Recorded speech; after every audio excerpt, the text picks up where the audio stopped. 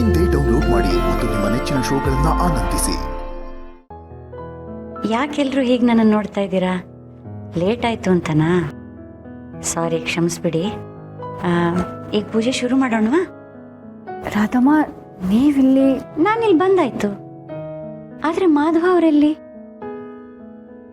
ಮೇಲ್ಗಡೆ ರೂಮಲ್ಲಿ ಇರ್ಬೋದು ಅನ್ಕೊಂಡು ನೋಡ್ದೆ, ಅಲ್ಲೂ ಇಲ್ಲ. ಇಲ್ಲಿರ್ಬೋದು ಅನ್ಕೊಂಡ್ ಬಂದ್ರೆ ಇಲ್ಲೂ ಇಲ್ಲ. ಪೂರ್ಣಿ, ದೀಪಿಕಾ, ಸಮಯ ಮೀರಿ ಹೋಗ್ತಿದ್ಯಮ್ಮ, ನೀವು ಪೂಜೆ ಶುರು ಮಾಡ್ಕೊಳ್ಳಿ. ಇದೇನಿದು? ಅಮ್ಮ ಬರ್ತಾರೆ ಅಂದ್ರೆ ರಾಧಮ್ಮ ಬಂದಿದ್ದಾರೆ. ನನಗೂ ಅದೇ ಗೊತ್ತಾಗ್ತಿಲ್ಲ. ಅಮ್ಮ ಎಲ್ಲಿ ಹೋದ್ರು? ಯಾಕೆ ಇಷ್ಟೊತ್ತಾದ್ರೂ ಬಂದಿಲ್ಲ? ದೀಪಿಕಾ, ಪೂರ್ಣಿ, ಇನ್ನು ಯಾರಿಗೋಸ್ಕರ ಕಾಯ್ತಿದ್ದೀರಾ? ನಾನು ಬಂದಾಯ್ತಲ್ಲ. ಅದು ರಾಧಮ್ಮ, ನಾವು ನಿಮ್ಮ ಮಾವ ಎಲ್ಲಿ ಅಂತ ನೋಡ್ತಾ ಇದ್ದೀರಾ? ನೀವು ಪೂಜೆ ಶುರು ಮಾಡಿ, ಅವ್ರು ಇನ್ನೇನು ಬಂದ್ಬಿಡ್ತಾರೆ. ಪೂರ್ಣಿ, ದೀಪಿಕಾ, ಯಾಕಿನ್ನು ತಡ ಮಾಡ್ತಿದ್ದೀರಾ? ಹೇಳಿದ್ನಲ್ಲ ಪೂಜೆ ಶುರು ಮಾಡಿ ಅಂತ.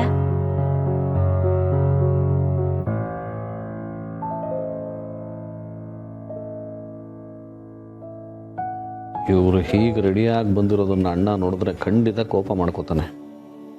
ಅವನು ಬರೋದ್ರೊಳಗೆ ನಾವೇ ಏನಾದರೂ ಮಾಡಬೇಕು.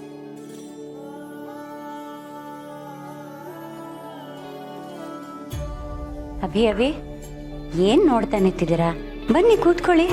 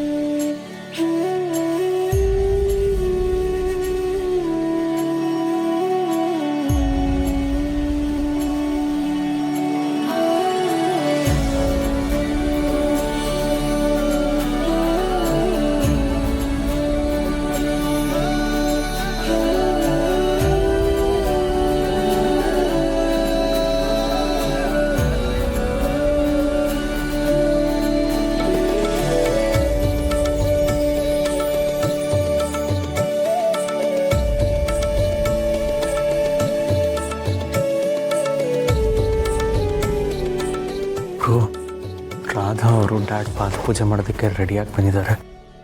ಇದನ್ನ ಡ್ಯಾಡ್ ಏನಾದರೂ ನೋಡಿದ್ರೆ ಖಂಡಿತ ಸಹಿಸಲ್ಲ. ರಾಧಾ ಅವ್ರನ್ನ ಹೀಗೆ ನೋಡಿದ್ರೆ ನನಗೆ ಕೋಪ ಬರ್ತಿದೆ. ಅಮ್ಮನಿಗೇನಾದರೂ ಗೊತ್ತಾದ್ರೆ ಎಷ್ಟು ಅನ್ಕೋತಾರೋ ಏನೋ. ಅಪ್ಪ ಅಮ್ಮ ಇಲ್ಲಿಗೆ ಬಂದಿದ್ರೆ ರಾಧಾ ಅವ್ರನ್ನ ಹೀಗೆ ನೋಡಿದ್ರೆ ಬ್ರೋ, ಇನ್ನು ನಾನು ಸುಮ್ಮನೆ ಇರಲ್ಲ. ರಾಧಾ ಅವ್ರಿಗಿರೋ ಕಾಯಿಲೆ ಬಗ್ಗೆ ನಾನು ಇವಾಗಲೇ ಹೇಳ್ತೀನಿ. ಅವ್ರು ಮಾಡ್ತಿರೋದು ಸರಿ ಇಲ್ಲ ಅಂತ ಅರ್ಥ ಮಾಡಿಸ್ತೀನಿ. ರಾಧಾ ಅವರೇ, ನೀವ್ ಮಾಡ್ತಿರೋದು ಸರಿ ಇಲ್ಲ. ಅಪ್ಪ ಅಮ್ಮ ನಿಮ್ಮನ್ನ ಹೀಗೆ ನೋಡಿದ್ರೆ ತುಂಬಾ ಕೋಪ ಮಾಡ್ಕೋತಾರೆ. ಯಾಕಬಿ ಹಾಗೆ ಹೇಳ್ತಾ ಇದೀಯಾ? ಯಾಕೆ ಅಂತ ಹೇಳೋ ಸಮಯ ಬಂದಿದೆ, ಹೇಳ್ತೀನಿ.